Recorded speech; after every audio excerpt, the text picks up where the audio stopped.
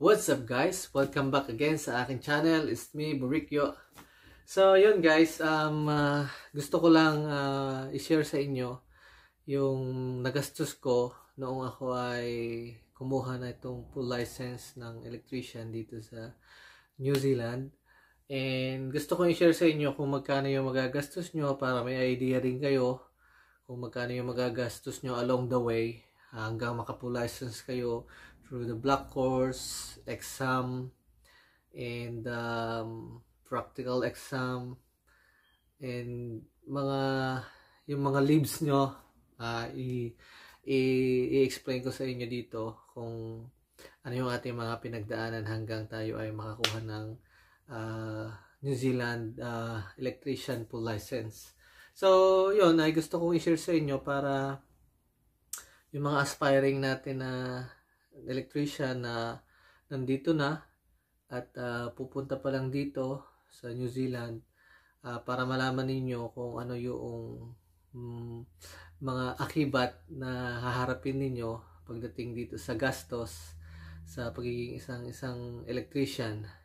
And although optional yon kasi meron naman na swerte kayo kung makakapagtrabaho kayo sa isang company na i-shoulder nila yung mga expenses nyo at yun na sila yung magbabayad para makakuha kayo ng mga block courses and then mga trainings yon at para makakabawas yun sa inyong mga expenses. Pero syempre ang nalaman ko doon sa mga company na merong ganon, syempre once na nakapag full license na kayo, hindi ganun kataas yung ibibigay sa inyong high na salary pagka nakapasa kayo once na naging electrician kayo. So yun guys, share ko sa inyo. Umpisahan natin, nilista ko nga pala yung mga gastos na nangyari sa akin and para mai-share ko sa inyo. So umpisahan natin doon sa ating first step sa pagiging para sa dream nyo na maging isang electrician dito sa New Zealand. Ang first step natin ay yung pagkuha natin ng LC, which is Limited License Certificate. So LC is yung pwede ka magtrabaho dito sa New Zealand with the jurisdiction na ikaw ay kailangan under ng supervisory ng iyong supervisor. So yun ang LC. Itong Limited License Certificate ay nakukuha natin sa EWRB na silang nagbibigay kung ikaw ay qualified to be an electrician dito sa New Zealand. So madaming pathway na pwede nyong kaharapin, pero ito na lang pathway na ito ang ating sasabihin kasi ito yung ating ginawa.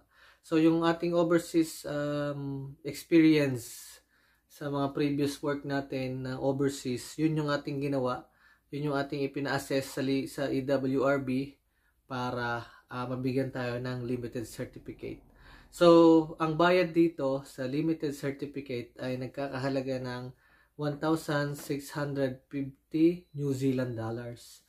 So kapag kinonvert natin ito sa Philippine pesos, nagkakahalaga to ng 57,750 pesos. So, yun pa lang guys, unang step pa lang, mabigat na sa bulsa ang inyong kaharapin. Which is kaya nyo naman yan kasi every week naman tayong nasahod dito sa New Zealand, and through the money management siguro ay mapapag-ipunan natin, mapapaglaanan natin. And once na lumabas naman yung limited certificate niyo, naka-indicate doon ang inyong mga kaharapin naman na exams, kung alin yung mga ite-take nyo at yung mga safety training nyo ay nandun din. Kung ilang hours ang bubunuin nyo para pagka once na nakapasa kayo ng last exam nyo ay kung may oras pa na kailangan yung bunuin, dun pa lang kayo makakapag-apply ng license. So i-explain natin yung mamaya guys. So, nung nagkaroon ako ng limited certificate assessment, so mag-a-apply naman tayo ng ID card, which is ito. Papakita ko sa inyo para may idea kayo kung ano yung sinasabi natin na card na yan, ano. So, hanapin natin. Ito. And, okay. Ito yun, guys. So, ito yung itsura ng limited certificate. Limited card. Yan. So, nakalagay dito yung iyong limited EWRB number. And kung kailan siya expired. And then, meron siyang registration class na electricians. So, ito yung ating limited NZ Limited Certificate. Yan. Ito lang yung ginagamit natin sa temporary na tayo ay limited pa, pang temporary. May expiration to. Ang unang LC na natanggap ko noon, yung limited certificate, is 18 months. So, within that 18 months, kailangan mo makapag-renew kapag hindi ka pa nakakapag-full license. So, ayun. So, and then, ang next step doon ay kumuha ko ng safety training kasi nandun yun sa limited certificate na kailangan mo kumuha ng safety training within 3 months. So, hindi naman tayo inabot ng 3 months, kumuha tayo ng safety training and gumastos tayo ng safety training ng 287 which is nagkakahalaga ng 10,000. So, yun yung ating sunod na gastos naging sa safety training. So, nung natapos natin ang safety training and then na-upload na nila sa EWRB portal mo and na pwede ka na mag-apply ng limited ID, yon ay gumastos tayo doon ng, ito nga para dito, ay gumastos tayo ng $130 na equivalent naman ng 4,550 pesos sa Pilipinas. So, i-convert natin para malaman nyo kung magkano ang palitan, ano. So, yan. And then, after noon, within along the month, so, kailangan mo na mag-block course. And, yung block course na yon, and then, ang unang tinake ko ay regulation courses. So, yun yung regulation courses na kailangan mo i-take. And, nagkakahalaga siya ng 931 New Zealand dollar. So, ang equivalent niya sa pesos ay 32,585 pesos. So, doon pa lang ay meron ka ng halos almost 100,000. So, ito naman yung regulation na exam. Ito yung ANZ 3000 2007 na lumalabas sa exam at saka yung isang books na regulation books. Pero, itong dalawang ito ang inyong kailangan pag nagkuha kayo ng regulation exams. So, ANZ 3000 2007 Electrical Installation Australian New Zealand Wiring Rules. Ayan siya. So, ito yung pag-aaralan pagka kumuha ka doon sa ng regulation, doon sa mga previous vlog natin, nandun yan sa ating vlog. So, yon. So, after noon, syempre, mag-aaral ka. So, kung hindi ako nagkakamali, nag-aaral ako ng isang buwan na every night after work nag-aaral ako, and then maybe I'll take 2 hours every day kapag weekdays, and then pagka weekend naman I take along all day to study, yon ganon. So pagka inaantok ka, sleep, pagka gutom ka, kain, and then pagka yung medyo stress na, and then go outside and then roaming around, ganyan. And then after nun, and so along the way na nag-aaral tayo, and then nag-full study tayo noon. So nag-take tayo ng first exam natin, and unfortunately nag-fail tayo kasi meron tayong mga lapses na maling diskarte na nagawa doon sa ating pagtitake ng exam. So nag-fail tayo. And so gumastos tayo sa pagbubuk ng exam ng 155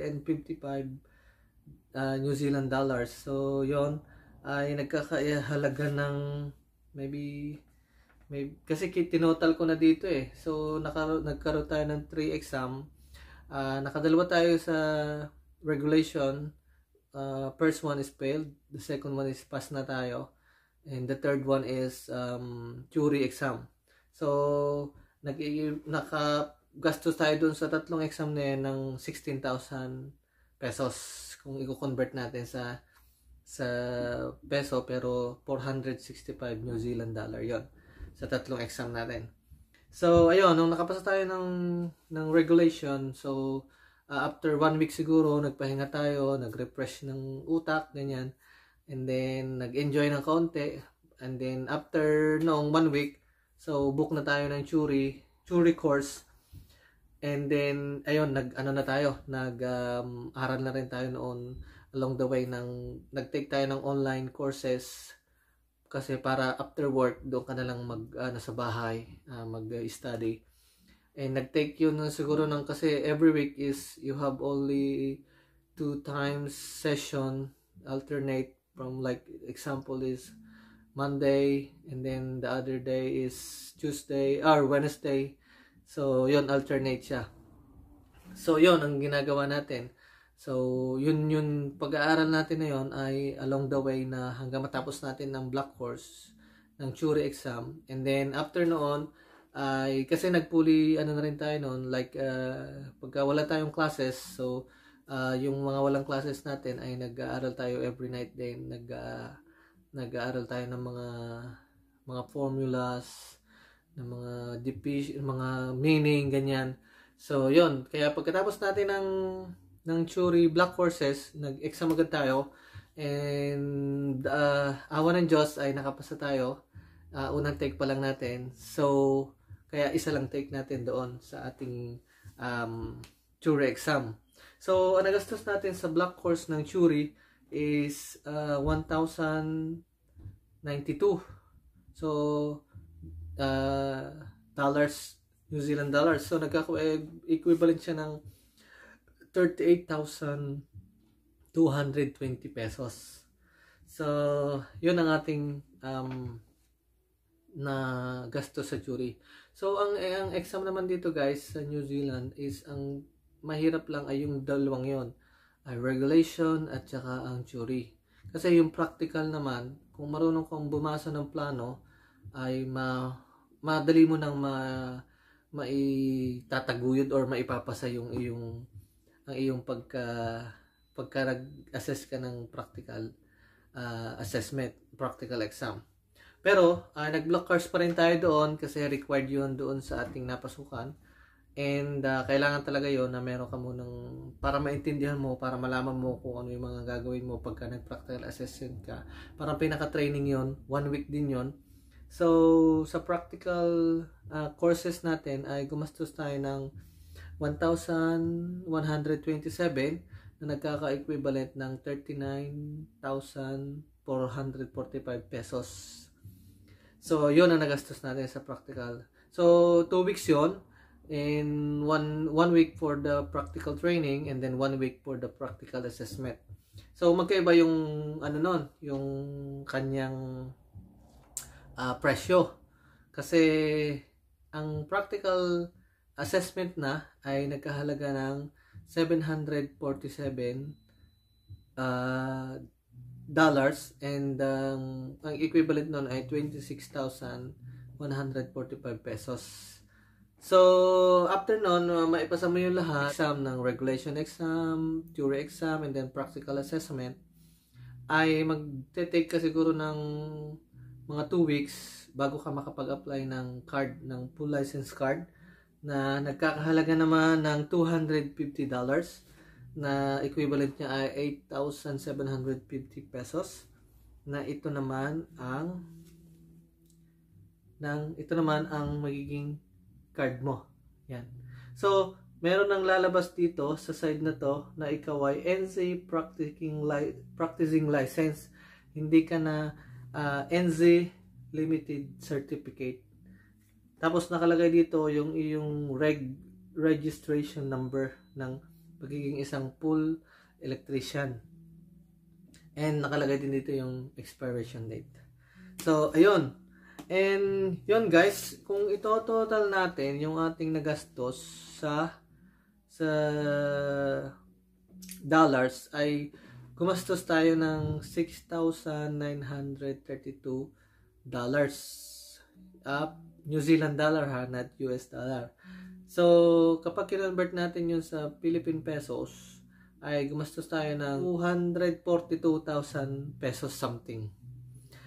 Yun ang ating total na nagastos doon sa ating journey ng pagkuha ng electrician full license. Pero hindi pa kasama doon yung ating ginawang annual leave. Kasi syempre hindi ka makakapasok, so kailangan mong gumastos din para doon sa annual leave mo. So ginamit natin yung annual leave natin para makasurvive tayo doon sa week na yun na hindi ka makakapasok kasi ang daming bayarin. May mga bayad sa bahay, bayad sa sasakyan, insurance, blah blah blah, ganyan. So, kung isasama natin yung total na ginastos natin kasama pati ang ating mga annual leaves, ay gumastos tayo sa New Zealand dollars ng 8,932 New Zealand dollars na may katumbas na 347,620 pesos. Yun ang ating total na nagastos nung tayo ay kumuha ng full license dito sa New Zealand.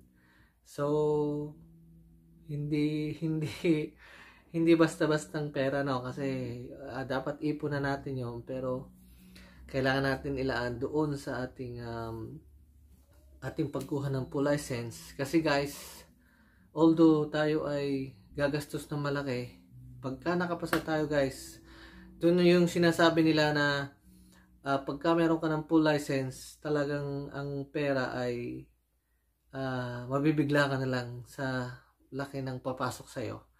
At hindi nga kami nagkamali at ganun nga pala talaga ang meron kang full license dito sa New Zealand. Talagang way beyond doon sa expectation mo na ganun pala talaga. Kaya hindi kami nagkamali at masayang-masaya kami yung mga kasama ko na ngayon ay kami full license na, and yung aming mga benefits na nakukuha ay talagang satisfied, kung tatanungin mo. Talagang and nakuha na kami ng company din, so much better na yung nangyari sa amin. And doon sa aming agency dati, kaya abot din ang pasasalamat namin kasi kung hindi dahil sa kanila ay hindi kami makakapunta rito sa New Zealand, hindi kami makakatrabaho, hindi kami makakuha ng full license. So, yun guys, and gusto kong i-share sa inyo na sa susunod nating vlog, yun namang importansya ng ating NC2 at saka NC3 sa Pilipinas, na kung hindi ka pa nakakapagpa-assess dito sa New Zealand and meron ka pang panahon para kumuha noon bago ka pang mag-assessment ng LC mo, ay kumuha ka noon at napakalaking tulong noon guys. And at yung mga nasa Pilipinas na mga pupunta dito ay maganda kumuha na kayo ng NC2, NC3 at talagang makakatulong yun sa inyo. Kaya guys, sa susunod na vlog ko ay i-share ko sa inyo yon, kung ano ang benepisyo noon para malaman nyo kung anong kahalaga ng NC2, NC3 pag dinala mo dito sa New Zealand, at kung magkano ang maleles mong gastos dahil meron ka noon. So yun guys, maraming salamat sa inyong panonood and patuloy na pagsuporta, and i-shoutout nga pala doon sa aking teacher ng Ako Ay College na si Sir Gerald Perez. Ay yung ating mga vlog ay ginagamit niya sa pagtuturo daw doon sa kanyang mga estudyante, and thank you sir sa paggamit ng aking mga video. At nakakatulong tayo sa mga ibang kabataan na gustong makapag-abroad at nangangarap makapag-abroad, at malaman nila ng mas maaga yung pwede nilang kaharapin kung sakaling sila ay mag-a-apply dito sa New Zealand at sa mga ibang bansa pa. So yun guys, thank you for watching and I hope you enjoy my video. Thank you, goodbye.